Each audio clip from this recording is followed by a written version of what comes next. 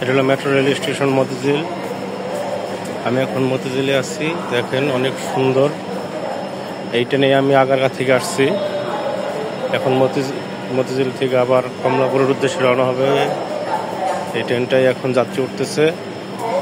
আর আগারগাঁ থেকে কমলাপুরই মতিঝিল পর্যন্ত আসতে 15 মিনিট টাইম লাগছে। এই ট্রেনটা অনেক সুন্দর, মানে খুব গতিতে আসছে। মানে আমি সকালবেলা যখন বাসা থেকে বেরোইছি আগারগাঁ যাওয়ার উদ্দেশ্যে, তখন কিন্তু আমি বাসা থেকে বেরিয়েছি 5:30টায়। আমি কিন্তু তখন কিন্তু ঢাকার শহর পুরো নীরব, স্তব্ধ, এতটাই নীরব ছিল যে ঢাকার শহরে তখন কোনো যানবাহন কিন্তু অতটা রানিং না। তখনও কিন্তু আমি আমার বাসা হলো কলতা বাজার, ওখান থেকে আমি কলতা বাজার রাসাবাজার মোড় থেকে গাড়িতে উঠে আগারগাঁ পর্যন্ত নিউরো সায়েন্স হসপিটাল পর্যন্ত যাইতে আমার টাইম লাগছে প্রায় 45 মিনিট।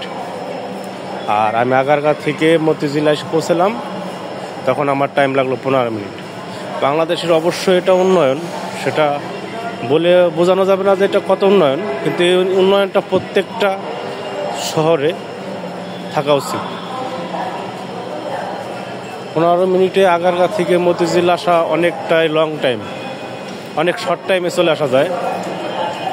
এভাবে ট্রেনে খুব ভালো, ট্রাভেলিং যাত্রীরা যাতায়াত করবে তাদের জন্য খুবই ভালো। এখন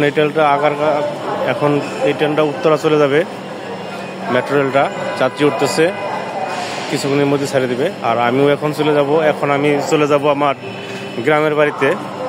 আসলে আমার ছেলে এবং মেয়ে আবার ঢাকা আসার কথা ছিল, আসতে পারে নাই, যে কোনো একটা কারণে আসতে পারে নাই। এখন আমি গ্রামের বাড়িতে চলে যাব।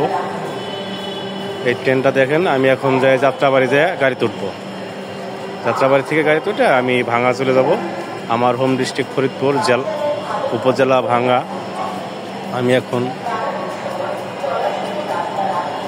ভাঙ্গা চলে যাব। অবশ্য তার আগে আমি বাসায় যাব, ভাইয়ের বাসায় যাব। ভাইয়ের বাসা থেকে আমি চলে যাব আমার গ্রামের বাড়িতে চলে যাব। ঠিক আছে, ধন্যবাদ, আসসালামু আলাইকুম।